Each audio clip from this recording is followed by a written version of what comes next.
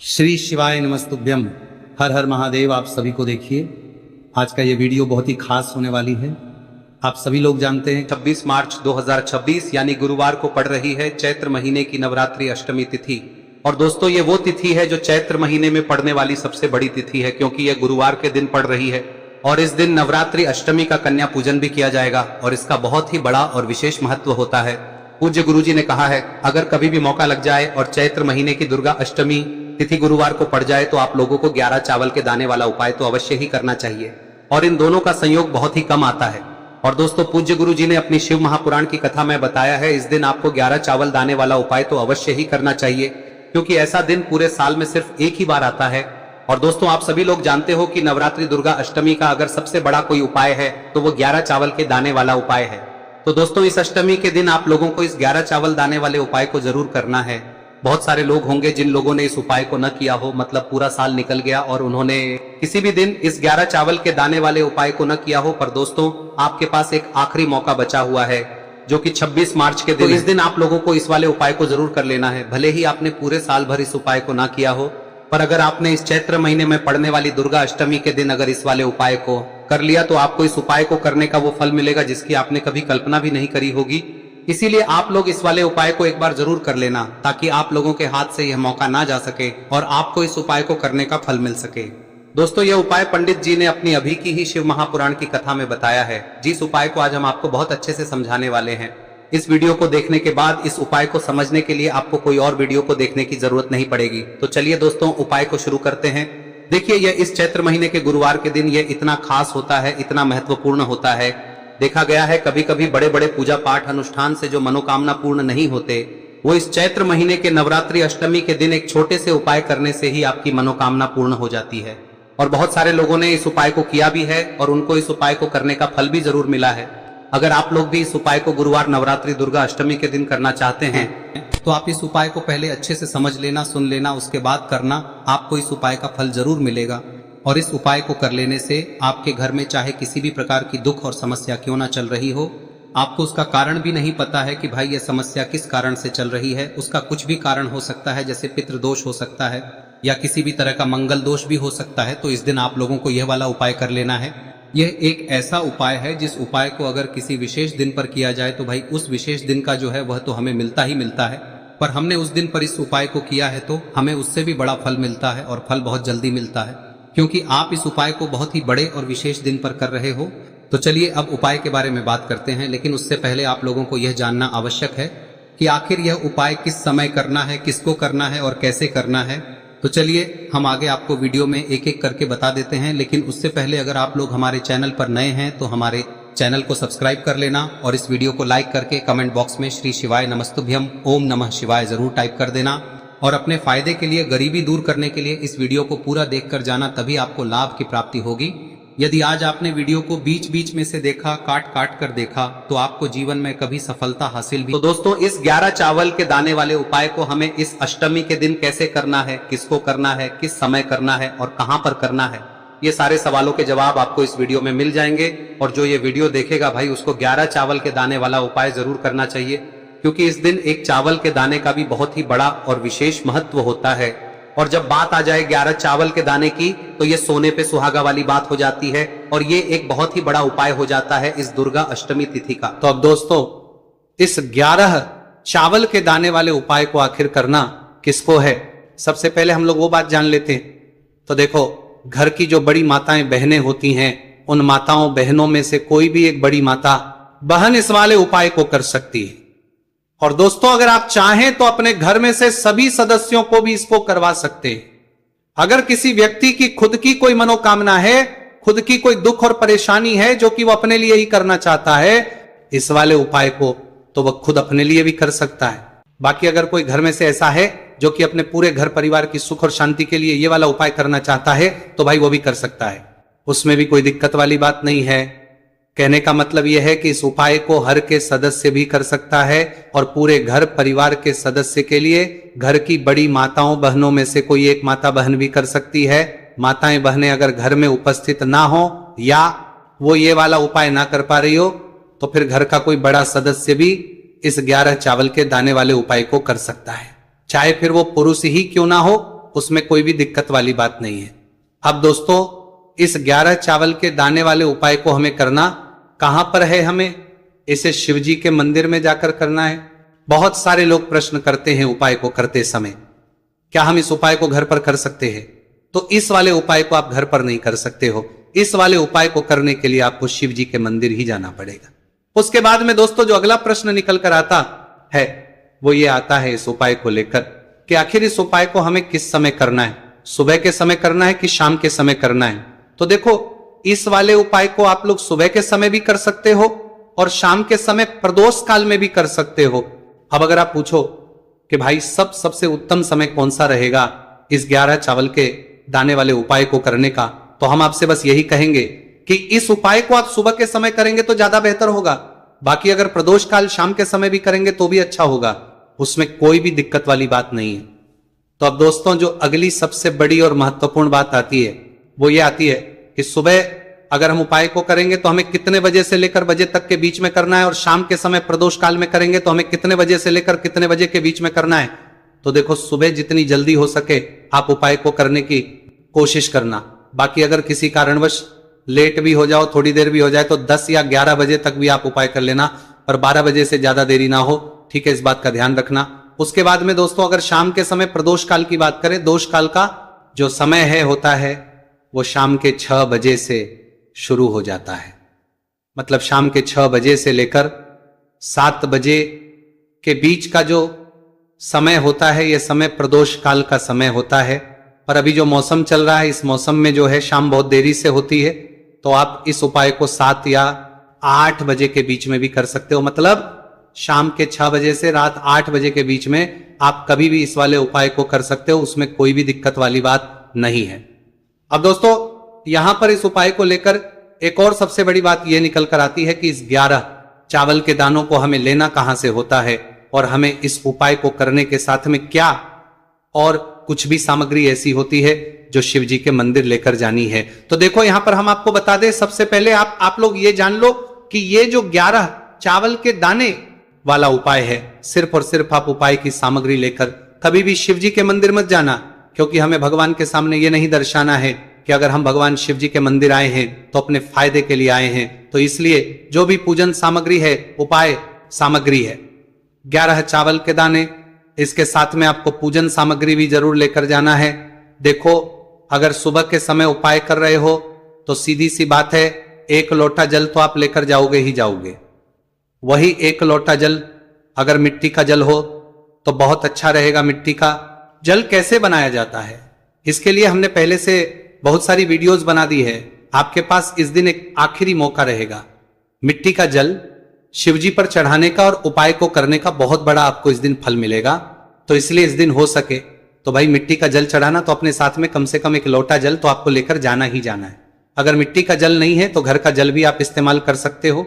इसके अलावा जो भी पूजन सामग्री है, देखो 11 चावल के दाने ये अलग आपके रहेंगे और जो आपकी पूजन सामग्री रहेगी वो अलग रहेगी। पूजन सामग्री में आप जो भी चीज लेकर जाना चाहे वो लेकर जा सकते हैं, उसमें कोई भी दिक्कत वाली बात नहीं है। वही अगर हम बात करें शाम के समय की, तो शाम के समय शिवजी पर जल नहीं चढ़ता है, इसीलिए शाम के समय आप लोग एक दीपक तैयार कर ले जो कि गोलबत्ती का, आटे का, शुद्ध देसी गाय का घी का होगा है। इस बात का आप लोगों को ध्यान रखना है और इस दीपक को आपको घर से जलाकर नहीं लेकर जाना है, भगवान शिव जी के मंदिर में जाकर ही जलाना है। इस बात का भी आप लोगों को ध्यान रखना है। अब दोस्तों यहां पर हमें इस बात को समझना है कि ये 11 चावल के दाने हमें लेना कहां से है, क्या हमें दुकान से लेकर आना है या हमें अपने घर से लेना है या कहां से लेकर आना है और कौन से चावल लेना है, क्योंकि चावल भी बहुत प्रकार के होते हैं। तो देखो इन सभी सवालों के जवाब आप लोग एक बात में सुन लो कि भाई ये जो है इस उपाय में आपको ये नहीं देखना है कि भाई कौन से चावल है कौन से चावल नहीं है, बस जो भी चावल ले रहे हो वो चावल का दाना सबूत होना चाहिए, मतलब साबुत होना चाहिए, टूटा हुआ नहीं होना चाहिए, कटा पीटा नहीं होना चाहिए। ये बात आपको ध्यान रखना है। बाकी आपका चावल बासमती हो या सादा चावल हो या कोई सा भी चावल हो, उसमें कोई भी दिक्कत वाली बात नहीं है। तो सीधी सी बात है कि आपके घर के रसोई घर में जहां पर आप भोजन बनाते हो वहां पर जो भी चावल आपके उपस्थित हो उन चावलों में से अपनी 1 कटोरी लेना या 1 मुट्ठी चावल अलग से निकाल कर रख लेना, क्योंकि हम 11 चावल ही यहां पर इस उपाय में लेने वाले हैं। तो हमें ये चावल के दाने गिनकर निकालने पर डटेंगे। इस बात का आप लोगों को ध्यान रखना है। तो अपने उस चावल की कटोरी में से या चावल में से 11 ऐसे चावल के दाने आप लोग निकाल लो जो कि टूटे हुए ना हो, कट्टे पीटे ना हो, जिनमें कोई दाग ना लगा हुआ हो, है ना। अच्छे साबुत चावल के दाने 11 दाने आप लोग निकाल कर रख लो और इन किसी भी एक कागज की पुड़िया में या किसी एक छोटी सी कटोरी में आप लोग रख लो ताकि यह सुरक्षित रहे, आपके एक भी चावल का दाना इधर उधर ना हो और आपका उपाय भी पूरा अच्छे से हो जाए। तो भाई जैसे ही आपका उपाय की जो सामग्री है 11 चावल के दाने ये तैयार हो जाते हैं, उसके बाद में आपको जो भी अपनी पूजन सामग्री है सुबह के समय कर रहे हो तो एक लोटा जल या पूजन सामग्री जो लेकर जाना चाहो उसकी भी तैयारी कर लेना, और किस समय जा रहे हो तो भाई अपना जो दीपक है उसे तैयार कर लेना, ठीक है। और उपाय को करते समय शुद्धता का विशेष रूप से ध्यान रखना, ठीक है। सुबह सुबह स्नान करने के बाद ही उपाय को करने की आप लोग तैयारी करना। उसके बाद अगर शाम के समय की बात करें तो शाम के समय आपको स्नान करने की जरूरत नहीं है, पर शुद्धता का ध्यान रखना है। आपको स्नान तो नहीं करेंगे, आप हाथ मुंह धोकर भी इस वाले उपाय को शाम के समय प्रदोष काल में कर सकते हैं, इसमें कोई की बात नहीं है। तो आप अपने उपाय की पूरी सामग्री तैयार करके आपके पास ही में जो आपका शिव मंदिर हो वहां पर पहुंच जाइए। सबसे पहले शिव मंदिर में जाकर आप लोगों को उपाय नहीं करना है, पहले भगवान के दर्शन करना है, भगवान से आशीर्वाद प्राप्त करना है, फिर शिव जी की शिवलिंग के पास में आना है। शिवलिंग के पास में आने के बाद आप जो पूजन सामग्री लेकर आए हुए हैं, जैसे कि सुबह गए हुए होंगे तो एक लोटा जल और जो भी पूजन लेकर आए हैं आप उनसे भगवान शिव जी की पूजन कीजिए। सबसे पहले तो एक लोटा जल ही चढ़ेगा, उसके बाद में आपकी पूजन सामग्री चढ़ेगी। उसके बाद में अगर दोस्तों शाम के समय अगर आप इस उपाय को कर रहे हो तो अपने साथ में कम से कम एक जो दीपक है गोलबाती का जो आप अपने साथ में लेकर गए हो उस दीपक को मंदिर में जाकर अपनी माचिस से जलाना है और उस दीपक को शिवलिंग के पास में रखना है, ठीक है। इस दीपकों के बाद ही आप लोगों को अपना ये वाला उपाय शुरू करना है और दीपक को ज्यादा पास में मत रखना, वैसे भी गर्मी पड़ रही है, भगवान शिव जी को आंच नहीं लगनी चाहिए, है ना। तो भाई जैसे ही आपकी पूजा अर्चना हो जाती है आप भगवान शिव जी को प्रसन्न कर लेते हैं। उसके बाद में शिवलिंग के पास ही में आप कहीं पर बैठ जाइए, सामने या आसपास जिस जगह पर आपको बैठना हो वहां पर बैठ जाइए और अपने वो 11 चावल के दाने अपने सामने निकाल कर रख लीजिए, क्योंकि अब यहां पर करने की आपको तैयारी करना है। और इस तरीके से जब आप उपाय करेंगे पूजन सामग्री करने के बाद, पूजन अर्चना करने के बाद, तो आपको उपाय का फल बहुत जल्दी और बहुत बढ़ा होकर मिलेगा। तो अपने 11 चावल के दाने अपने सामने निकाल कर रख लेना। और ये जो उपाय है ये आपकी सीधे हाथ की हथेली से होगा, इसलिए इस बात का भी विशेष रूप से ध्यान रखना है। तो सीधे हाथ की हथेली का प्रयोग करके ही आप लोग अपना इस वाले उपाय को करना। अपने सामने जो भी आपकी कागज की पुड्डियां हैं उसको रख लो, या कटोरी है तो भाई उसे अपने सामने रख लो और अपने वो 11 चावल के दाने निकाल लो, ठीक है। उसके बाद में दोस्तों अब आपको क्या करना है कि शिवलिंग आपके सामने होगी तो आपने वो 11 चावल के दाने एक एक करके आपको शिव जी के शिवलिंग के ऊपर चढ़ाना है। कहां पर चढ़ाना है? शिवलिंग के ऊपर चढ़ाना है, और कहीं पर भी नहीं चढ़ाना है, आपको अपने हथेली से शिवलिंग के ऊपर चढ़ना है।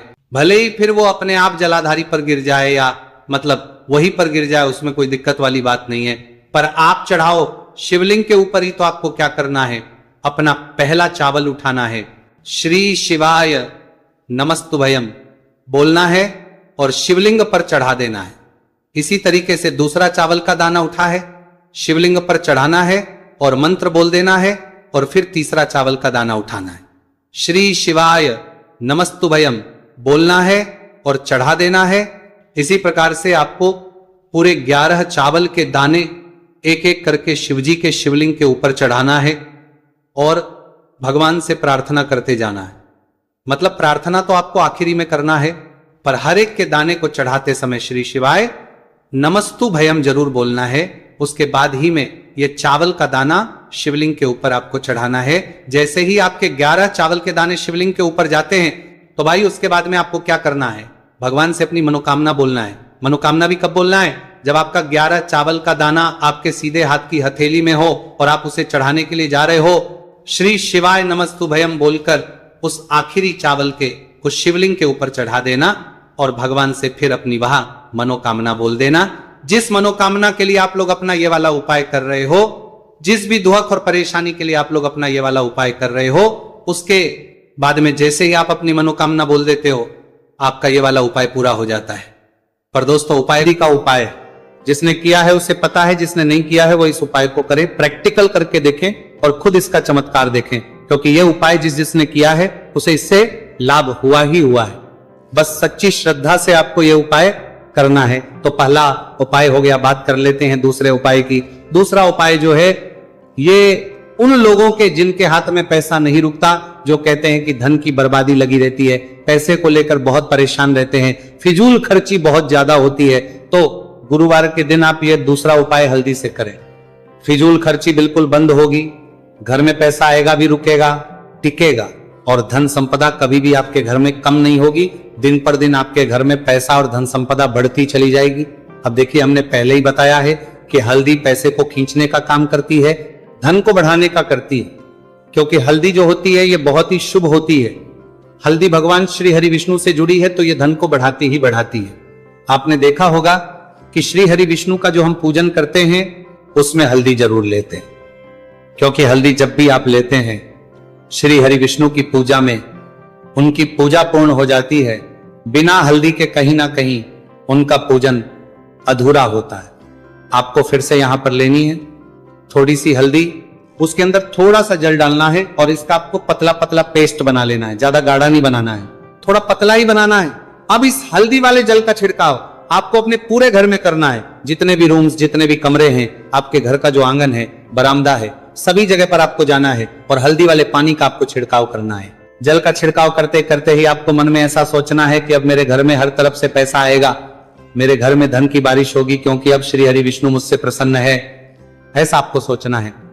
देखिए, जब भी आप हल्दी का ये उपाय करेंगे, श्री हरि विष्णु का ध्यान करेंगे, हल्दी के पानी का छिड़काव करेंगे, आपके घर में कोई वास्तु दोष, कोई नजर दोष तुरंत दूर होगा। पैसा जिस वजह से नहीं आ रहा था, क्योंकि घर में कभी कभी नेगेटिव एनर्जी होती है, कोई वास्तु दोष होता है जिस वजह से पूरे साल भर इस उपाय को ना किया हो, पर अगर आपने इस मार्गशीर्ष महीने में, तो आपको इस उपाय को करने का वो फल मिलेगा जिसकी आपने कभी कल्पना भी नहीं करी होगी।